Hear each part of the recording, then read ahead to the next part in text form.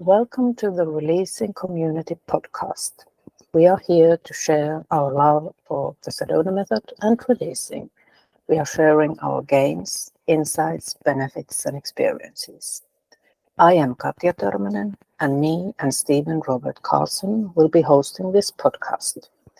Today, our guest is Stathis Glaros, and he is a transformation coach. He set up his coaching practice because he was so inspired by the Sedona Method and how it can help people release their emotional suffering easily and effortlessly. Stathis has also gone through the Sedona Method Facilitator Training several times. Welcome, Stathis. Very nice to have you here. Hello, Katja. Hello, Stephen. Thank you for having me. It's a pleasure. Glad to see you here. Glad to see you. Good morning. Glad to see you too. Yeah. So, Stathis, tell us, how did you find the Sedona Method and start releasing? Well, the Sedona Method came to my life at the point where I was searching on different self-help and personal growth programs. And it came at a time where actually I had some dreams that I would like to have in my life that I later found out that represented freedom, represented a free life. So, and also it was a very stressful period in my life. I was experiencing a lot of stress, and it proved that it was the right thing at the right time. And I feel I will use a charged word, but I feel very blessed since then to have it in my life, to have the Sedona Method in my life. And yeah, in the beginning, I started as we usually start with releasing some resistance. And there used to be a lot of resistance back then. I had a difficult time doing things that I even wanted to do. Not to talk about the responsibilities or the suits that I had in my life. And I found I was sitting in the chair and I was releasing for 10 minutes, I believe. And then I started doing what I already had planned to do. And it felt so much easier. It felt, it was flowing. And I said to myself, oh, so that's what effortless, the word effortless means. Ah, that's brilliant. And I was really amazed. And I asked myself, can it be so easy? Is it so easy for all people? Yeah, it was a moment very, very enlightening, actually. And then I continued releasing, and I started releasing the stress that I felt. But at some point, I had some difficulties with the method because I couldn't release the stress. And actually, instead of it releasing, it was intensifying a little bit. And at that point, I didn't have anyone to ask about it. I didn't have anyone to share my experience. So I stopped doing for a few months the Sedona Method. And then I remember the gains that I had, and I told myself, let me do it again. And I found out finally what I was doing wrong, and the feeling was not releasing. And of course, we know that we can't get it wrong, but okay, we use words here. And the thing that I changed was actually really welcoming the feeling. Yes. Really allowing the feeling to be here instead of trying to push it away. So when I've understood that I was just trying to get rid of the feeling without first welcoming it, it started working. And from that time on, I've been releasing nearly every day. It's been 8 years now. And I'm very, very happy for that. Again, I will say, yes, that I feel very blessed to have it in my life. And yeah. 8 years, you say. Could I ask you, Stathis, how old are you? Do you mind? Of course you can ask. 36 years old. Okay, so you found the Sedona Method at the age of 18. Uh, Oh, no, have I got the math No. wrong? Yes, I do. 28, yes. yes. Yeah. Thank you. Well, so what you just described is something that I think I was exploring that maybe 2020, I'm thinking. It's a topic that a few of us at the same time we're discovering in the community, which is this. So we talk about letting go. That can sometimes contain a hidden attachment, if you will, because if you want to let something go, you're actually trying to control it. Mm-hmm. And so what I find to be for me most productive is welcoming, giving permission, allowing, opening to.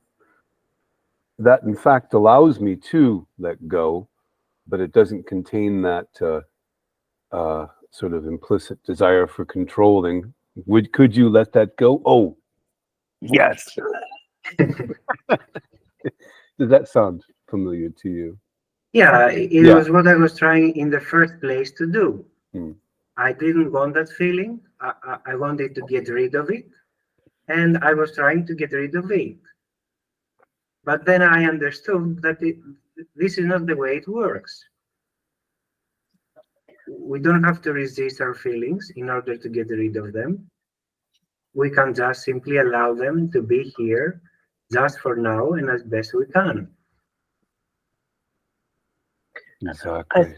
I think it's really common for people to start releasing because we want to get rid of something we don't like. And I noticed I had been doing releasing on my own before I got any releasing partners or have participated any real in-person events, that I was definitely just wanting to get rid of it. I tried to skip the welcoming. I would ask that question from myself, but I didn't really do it. It was just, yeah. Can I get to the releasing part? And surprisingly, it wasn't as effective. So I think you were really good finding it so early in the releasing career or practice, so to call. Yeah, it just happened. That's how it happened. Exactly, yes.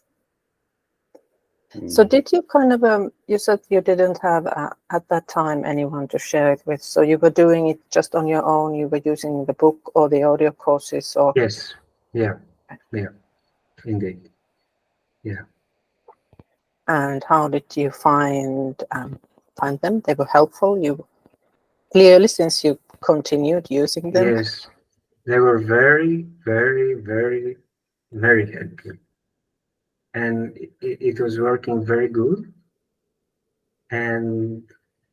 But what I found out later is that it is also extremely helpful to share the method and to both to facilitate and to release with another person. Mm. And when did you start doing that? I started doing that during COVID. Aha. Yeah. I think quite a lot of us were doing that. I mean, that was a big shift for this community of releasers, the whole COVID experience, no? Yeah, I saw that the retreats were online, and I thought that I couldn't miss that opportunity. So I jumped in, and yeah. Well, here's a question. One thing I noticed in myself, I just wasn't as bothered by COVID, by the news. I mean, you can take precautions, of course, but I didn't feel that inner sense of alarm, danger, threat that I saw that other people were experiencing, you know? And for me, that was, on the one hand, a real gain, but also a bit of a shock. It's like, oh my God. So I have this sense of inner freedom, but look at how people are suffering. It was really a shock to really feel that as well. There was a sense of like, you know, humanity, we all belong. You know, we are kind of a herd animal, if you will, right? Herd, big group of animals, wounded, frightened, you know, reacting. So that was another part of my own motivation, was to find people and support them in the community as well. Yeah. I would say that it was quite the same, my experience. Yes, very much the same. And yeah, there was a calm feeling.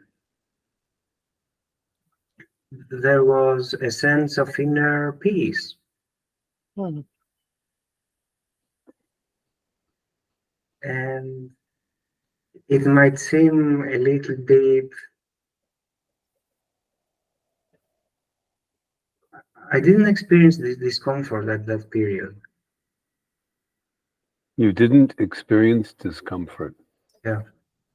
Yeah. At a That is time when huge. everybody was losing their minds. Uh, I like how you put it, because you see, when we have a lot of time, when we don't have something in particular to do, the mind starts to think, and to think in a negative way. But when you know how to release and you use your time for that, you actually do the opposite. And whatever comes up that's not comfortable, you release it, and you feel better and better, instead of feeling worse and worse being on your own.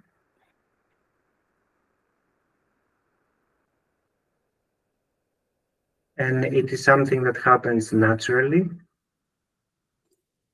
You don't have to force yourself to feel better. It is what happens. This is what happens when you release naturally. Yes. Or the natural effect of Yeah. release. Yeah. Yeah, I think I was watching social media intensely during the pandemic as well. And another thing that we saw was a movement of ex-evangelicals, ex-extremists, ex-cultists, people who were caught in more rigid ways of thinking, found themselves isolated from their peer groups, time on their hands. Yes, and they began to question. They began to look around, ask, take time out. And so I think for a lot of people, the pandemic represented a big change from their everyday pre-programmed reality, which, I mean, in some cases it meant losing your mind because you don't have the usual, you know, familiar rhythms, patterns of your life, right? But for other people, it meant the ability to go inside and actually have a look around. Yes. Yeah. Yeah. And when you know how to go inside, then that can be extremely valuable. And I think Lester used to say that he talked about the importance of answering the question, who am I or what am I? And that's, of course, going towards the inside. And you see, let's expand a little bit of that, on that, because we usually think that if we look inside, we will find something that we don't like. Now, can you hear me?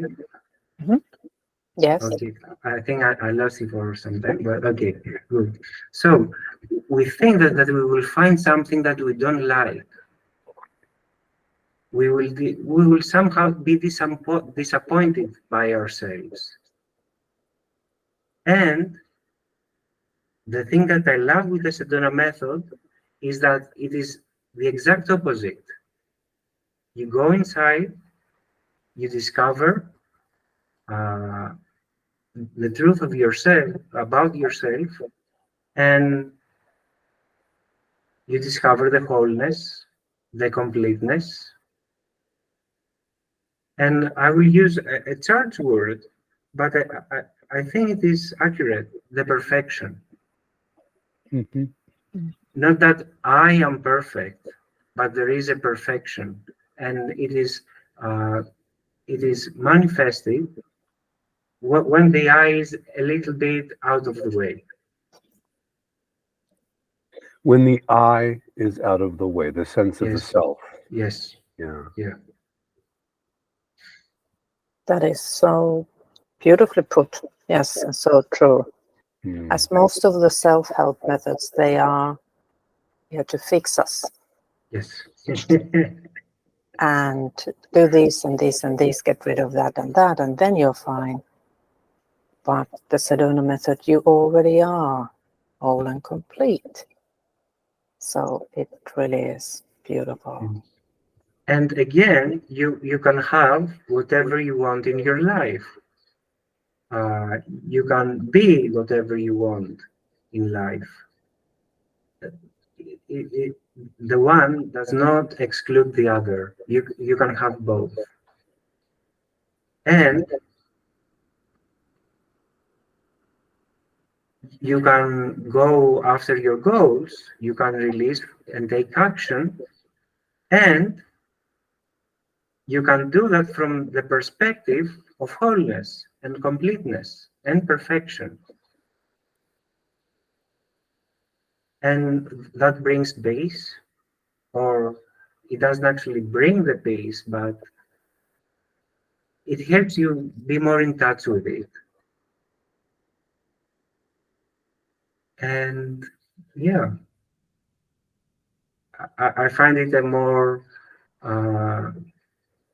I find it a better way to approach goals, as long as there are goals. Mm-hmm.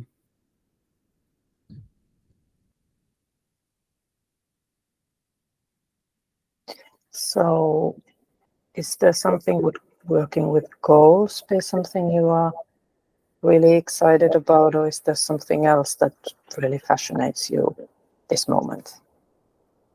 What fascinates me is that we do our goals, and what we truly want, we can have it right here now. We think I will have that fulfillment. We think I will have that safety. We feel I will have that happiness.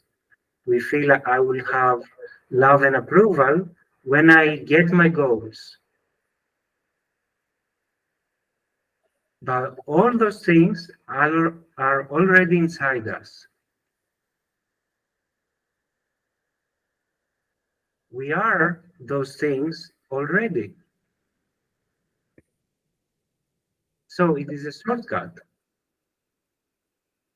Can you repeat that word? It's a what now? A shortcut. A shortcut. Yes. Well, one thing I think you mentioned at the very beginning of the story is how you became, I don't remember how you phrased this exactly. You worked with the method for a while and then you perhaps left it, and then you remembered what you had achieved, your gains, which brought you back into the focus of it. I think that's so important.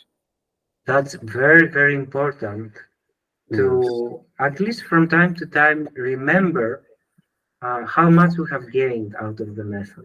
Because there are going to be times when we will see somehow the exit gate.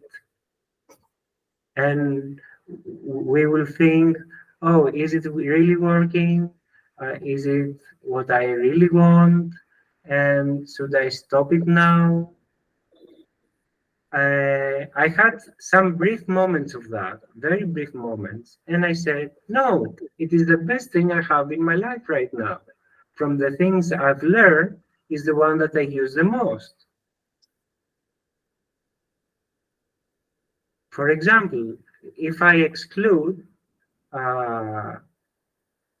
learning how to read and write and speak, and perhaps learning English, it is the most useful thing that I know. Is letting go. Yeah. Yeah. I fully agree. We experience feelings all the time. We experience suffering often. So it is very, very, very useful to know how to let that go. We think that our feelings are not just feelings, they are the truth.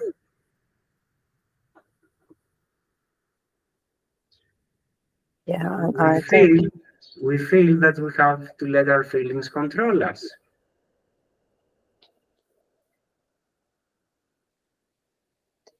And I think these days there's a lot of talk about letting go. So people realize it's an important thing. You would benefit from it. It would be useful. But people don't know how to. And here's what the Sedona method really helps in. It's so simple. So you were talking about the gains just a little bit earlier. So have you found a good way to remind yourself of those gains? Well, there are times that I forget. They ask me, what games did you have lately? And I forget. Sometimes I write them down. But first of all, is how I feel. If I compare it with how I felt 10 years ago, or 8 years ago when I started releasing, the difference is so huge that I can hardly remember how I was feeling then. It is the new normal. And I have forgot the old one. So, as time progresses, I can feel a very big difference in how I'm feeling. Okay, you said you forgot the old normal. Is that right? This is the new normal, which is Yes. very different than the old one. Do I have to explain something more here? Well, no, actually, what comes to my mind again is you talked about jumping in to help others during the pandemic. You talked about facilitating others. And I think for me, that was definitely a step up or an evolution in my practice. And one way that I saw my gains the clearest, if you will, my progress the clearest, was I would jump into the on-call releasing channel we have on WhatsApp. People are just waiting, or people can just ask at any given moment, would somebody like to facilitate? And then anybody who wishes can jump in to do that. And so I was doing this many, many times a day. And again, what happened was, to me, the big surprise was how easy it was for me to facilitate somebody else, and just, a few simple questions, and you get to a very interesting result where maybe the person started off with this great emotional upset problem, whatever it was, and the next thing you know, it's like you're laughing together and there's peace, and okay. So for me, that was the gain, is really quite how easily this came. And it wasn't really that I was doing this, it wasn't requiring effort. It was just something natural for me to facilitate others. So that was a way of rephrasing, or maybe a different perspective on what you just said. And That was a gain. Yeah. I very like how you put it. And I think you described it very well. And I really love seeing faces, the face of people before and after releasing. And the difference can be huge. And we can release a very strong feeling, perhaps in very few seconds. We can do that. Yeah. Just like that. Yes. Yeah. A trip welcoming once or twice can be enough.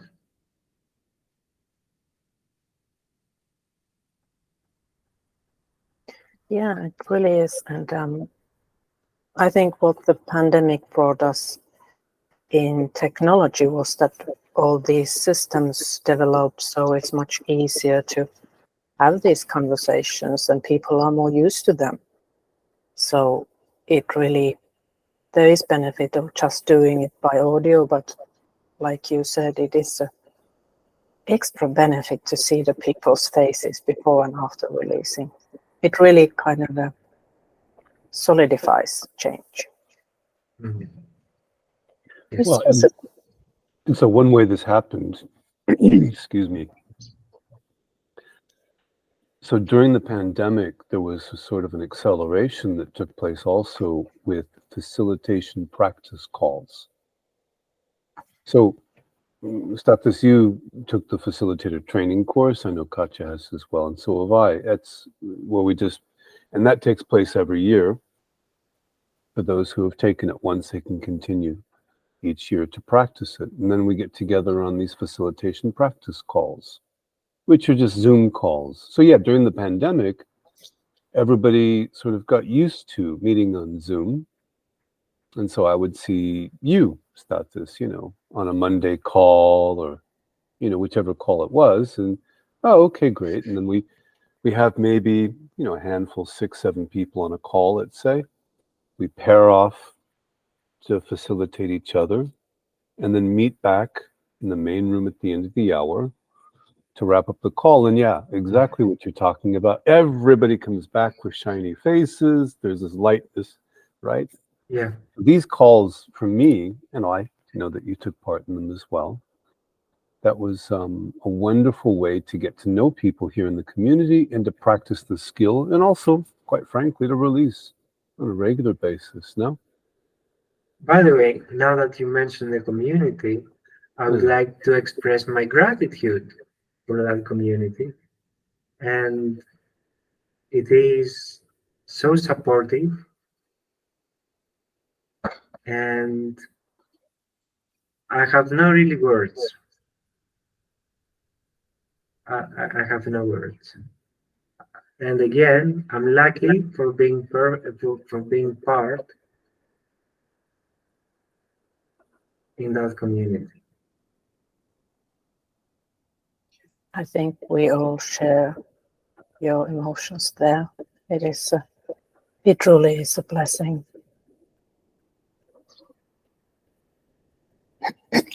Excuse me. So now that you have helped people more with releasing. So you did say it kind of forgot the word, but kind of makes you release more too. But is there some Other changes you've noticed in your own releasing after you started facilitating others? Yes, many changes. I would begin with my favorite. And my favorite insight. And it is about love. That love is not something that we get from other people. It's not something that we get from anything external. It is something that already is within us. And there are times when we think that love can be painful, but it is the wanting love that can be painful when we don't receive the other person's love. But when we love, that's wonderful. When we feel the love that's already here, already now, actually, I do it from time to time to pay attention to the love that's already here. And the response that comes through is laughter. The response that comes is uh, a genuine happiness.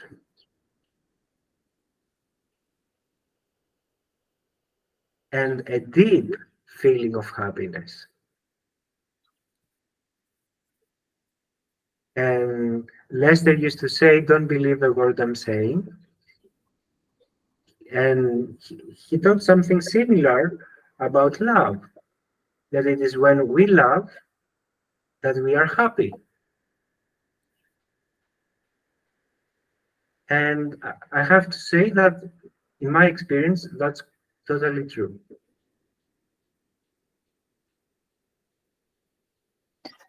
I remember, And, yeah. Go ahead. No, go ahead. And from all the times that I've looked and tried to find that love, not in something external again, but within me,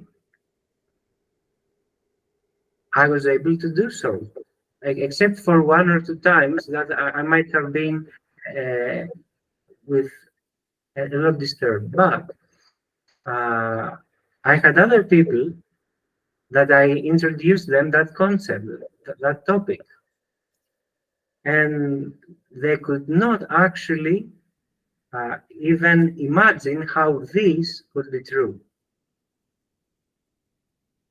And I took them through a release and an inquiry, a self-inquiry question. And they were, oh, really? They had that idea nearly for all their life that love is something not within. And it took 10 or 20 minutes, and they were able to experience the love. And that's actually very good news, because we don't have to rely to other people, and other people cannot rob love from us. They cannot deny it to us. So, if I can ask you, Yeah. you're talking about an experience leading one person or others experiential to the source of love. And how much experience did this is one person, or are you talking about actually several people? It happened with several people over time. So with how much experience with the Sedona method, how much do they have? They had some experience of the Sedona method, but it is not required. And were these Greeks, by the way? Were you doing this in the Greek language? I'm doing it also in the Greek language, yes. I was curious to just, because again, most of the time I'm facilitating in English with English speakers or people who speak English as a second language. And I just wonder how it works in Greece, how Greeks accept this, and what challenges you might have working in your native language. Well, it is a little bit difficult to translate the Sedona method, but there are ways that you can put it. I think I don't have to go into the details about translating, for example, but I could do if you wish. But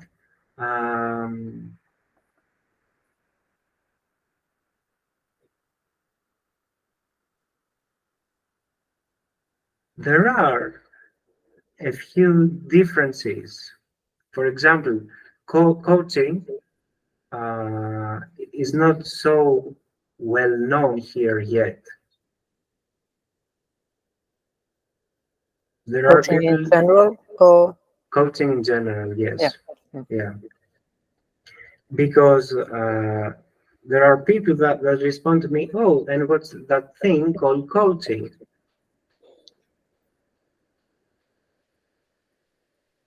The word coaching is not translated into Greek, at least not for now.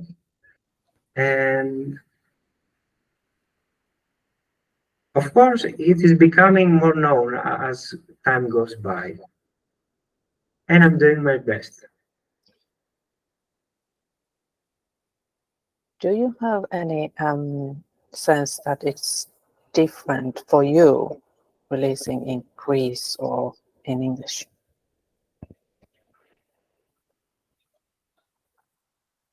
You mean releasing or facilitating? Well, both. I usually, sometimes I translate into Greek when I'm releasing. Sometimes not, it depends. But I don't, there's no real difference in facilitating. Because facilitating is done beyond the words, and releasing is something that doesn't distinguish between nations. So wise words. I remember I was worried when I started facilitating in Finnish that certain words like welcoming translated rather clumsily into Finnish, and I thought people wouldn't get it. I wish I had known you by then. You could have told me that it's beyond the words, because that's exactly what it is. They have no problem welcoming in Finnish here. It's in my mind because I compare it, but it's exactly like you said, it is beyond the words and beyond languages. Mm-hmm. And when you practice yourself, do you use more English or Greece on your own? Mainly English, I would say. Yeah. And even when I'm facilitating in Greek, sometimes I throw some English words. Yes. Well, my experience has been that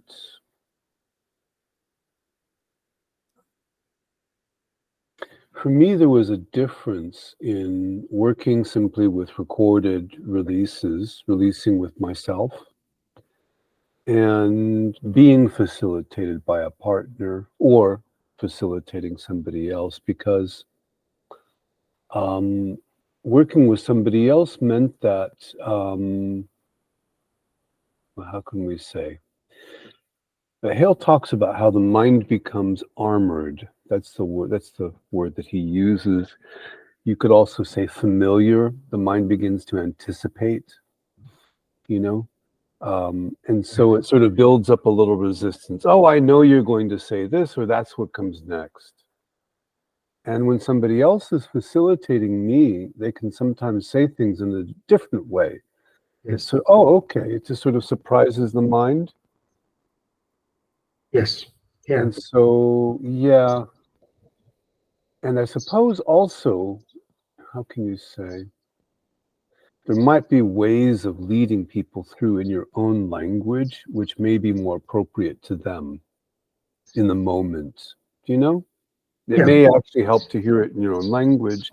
I speak several languages, but my heart speaks English. That's just the very basic, simple language for me, because that's what I grew up with, right? Mhm. So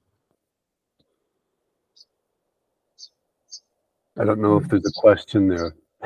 Okay. I don't think there was. So, yeah, there are times when the mind resists releasing. So that's why it's very helpful to not have something pre-planned and release or facilitate spontaneously. Uh, that's why it is a spontaneous response. You don't have you're not prepared to do it. It happens at that moment. And yeah, something interesting here. Sometimes there are a lot of words coming up and coming out of that mouth, and some other times very few. And I've been asking myself, so why did I forget to say this? Why did I forget to say that? And then I realized, after I knew more of the background of the person, for example, that it was good that I forgot to say this and I forgot to say that, because perhaps it wouldn't land so properly.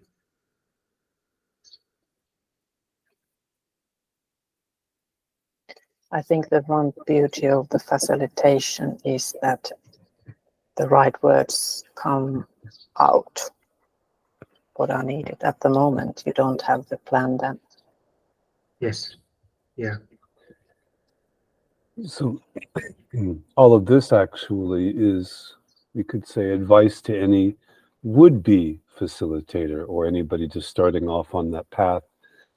Because I remember when I first started off, I was actually quite terrified of the reactions of my first releasing partner. I thought, oh my God, I was afraid to get it wrong was the answer. And it really just, of course, made it very difficult. I was facilitating a woman, and she responded to my uncertainty by just, becoming very resistant and questioning, and the whole thing. But over time, I realized actually what you just said, which is the words come as they need to come. Yes. And another part of that also is just letting go of wanting any result or any outcome. Mm. That's very powerful. Yeah. Very powerful. But just now, even so, one thing we do here in the releasing community is the Friday support call, which is just an opportunity. I wanted to provide an opportunity for different facilitators to jump in, to have an audience that was just, all they had to do was show up. And just last week, I was working with a host who felt quite a lot of, how shall we say, he was nervous about how it's all going to work out, which is, it comes up from time to time. Yeah, of course. And you know something? Each and every call in my experience has been perfect. And I mean that. I've had calls start late. I've had technical problems. I've had people that just canceled last minute and somebody else jumped in. And you know something? Each and every time, it was okay. Yes. And it was powerful in its own way. Yeah. Yeah. And so really it's beyond, it's not about your skill, my skill. It's about getting out of the way. Of course. And I think facilitation is, in a way, perfect practice for life, in the sense that the less there is you in the front, the better it goes. So it helps you to let go of wanting control, which would be Absolutely. nice to remember in life in general.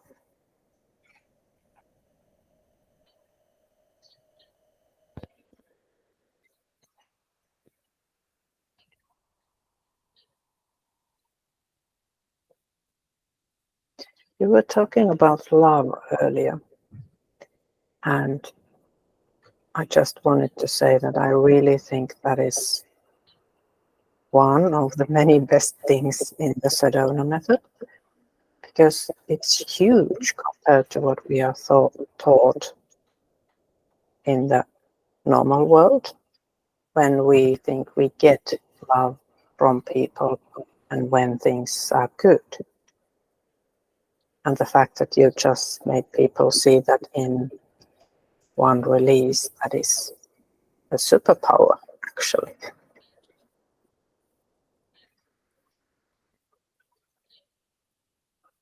So that was a question, but I'd lost it. That can happen as well. And it's absolutely fine. Yeah. Yes.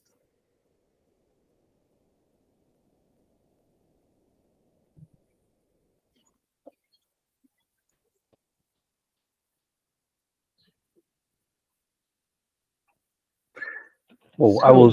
One thing I will say, Stathis, if you allow me, is one thing I enjoy about you is that you're comfortable with silence. Yes, I am. Hmm. And I'm there for the other person, with the other person. Silence can happen, and that's absolutely fine. And it is not something bad.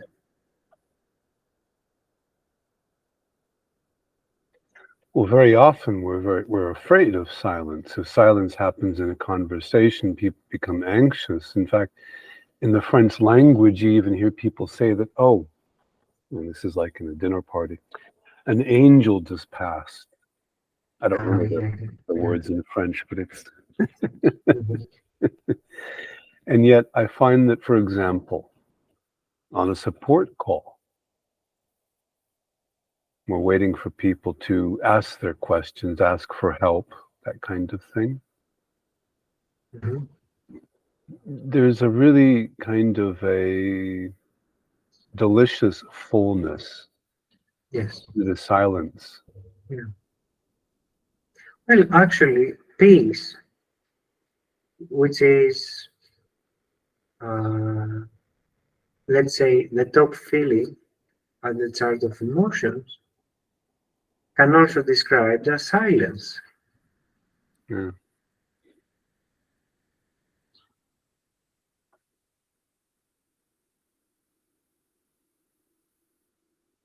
And actually, Go ahead, please. Yeah. No, no. I just wanted to share that that's what I'm feeling right now. That's lovely.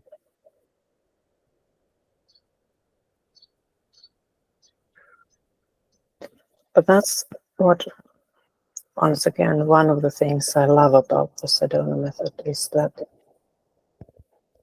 you kind of meet people beyond their stories, in a way. So you come out of these meetings and get-togethers and calls much more calm, much more silent and peaceful, instead of your head spinning with the stories you've shared and heard. Yes. So it's kind of like a reset button to our original settings. Ooh, that's a good way to put it. Yeah. Because we are peace and love and wholeness already. Yeah. And the peace, the love, and the wholeness is already here. And it might not feel so from time to time, or most of the time, it doesn't matter, because there are other feelings on the top. But when we release those feelings, then the peace that was always here is more noticed. And the peace is the background that surrounds and then penetrates everything. And again, it's like the silence, that if there wasn't silence, no sound could be heard. Because every sound exists in a background of silence. If that was not in place, then we couldn't distinguish the sound. Anyway.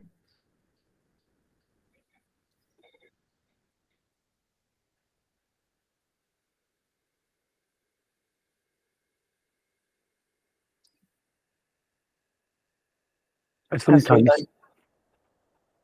sometimes think of this as sort of an assisted meditation, because when we facilitate, we're really helping to guide, we're inviting another to that. You could say the end result is the meditative state. It's the Sedona method in that way is not, how shall we say, there are many other paths to this. Okay. But part of the power, I think, of the method is also this unconditional acceptance that we offer others as sort of a platform for releasing. Mm. Because really it's being there for the other person and creating the space for them to feel whatever it is they feel in the moment without judgment. Yes.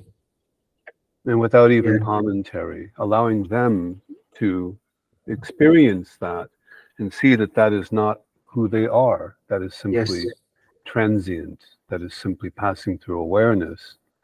And then very oftentimes, as I'm facilitating somebody, I'll ask a question and there comes no answer. This is good. Yes. Yeah. When the words stop, it's like, nah, okay, good. Good answer. Yeah. Yes, when we are fully released, there can be difficult to think. There can be difficult to find a thought, just momentarily, just for a few seconds. But yeah. Well, it's funny how you put that, because it almost sounds like something that you're trying to achieve. Oh, let's see if I can find a thought. To me, it's more that somehow the thoughts themselves just start to slow. And for example, I've experienced after releasing, trying to remember what I was releasing on. And I'm sure you have that experience too, because it is so released that in this moment all the thoughts are gone, all the feelings are gone, and yeah.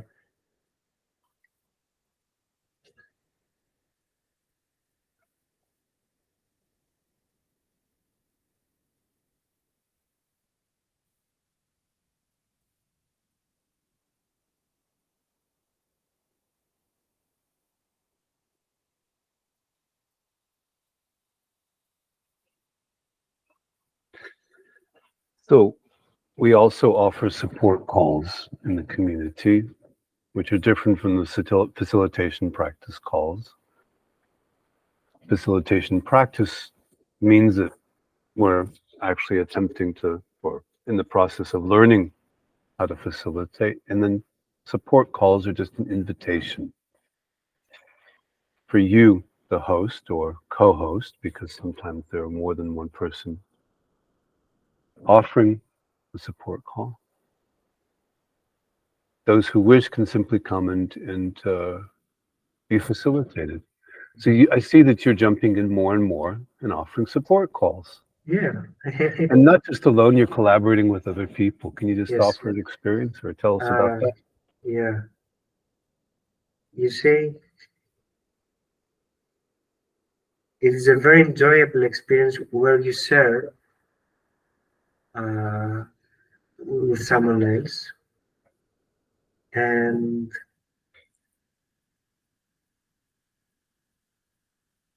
I don't know if I can find words to describe it, but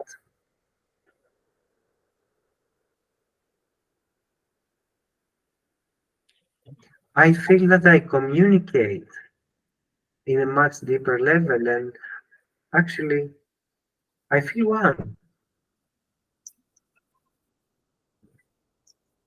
That's beautiful. Hale speaks about how in a group setting there is the energy of the group that is supporting us all. So do you think that would be part of the reason why it's so effective? Has that been your experience? Yes, yeah. That's a very nice way to put it. Yeah, because it's energy, indeed. And it feels so good. That collective energy feels really good, really open.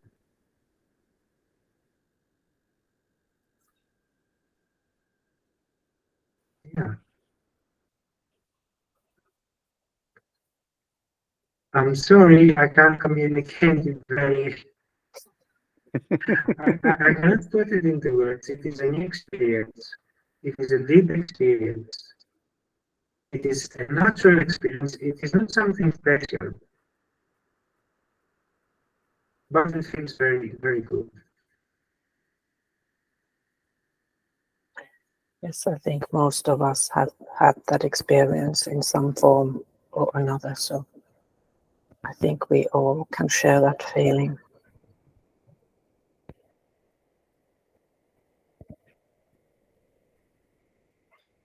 I'm actually kind of losing wanting to say anything. I feel really expanded and peaceful. Is it possible that we have run out of words in the podcast today? Is that? That would be the first time, but And this is a problem because we need more words to fill the space. No. But I think Stathis, you worded it well, we are all blessed for having this method in our lives. Yes. Yeah. And we are blessed to have this community. And I personally am happy you are part of it. So I think it's... Thank you, Katia. Thank you, Stathis. This has been a very enjoyable episode of the podcast, even beyond the words. Maybe especially beyond the words. Especially beyond the words. Thank you, Stathis. Thank you for coming here. Thank you, Katia. Thank you, Stephen. Mm-hmm. It is always a pleasure to be with you. And it was a lovely experience to share this space with you. And I don't know why. Yeah, I've run out of words. Well, in that case, We'll just leave it like that for now. Katja, did Yeah, you want to yeah. have the last word, though? Yeah, that is thank you. Thank you. Thank you very much.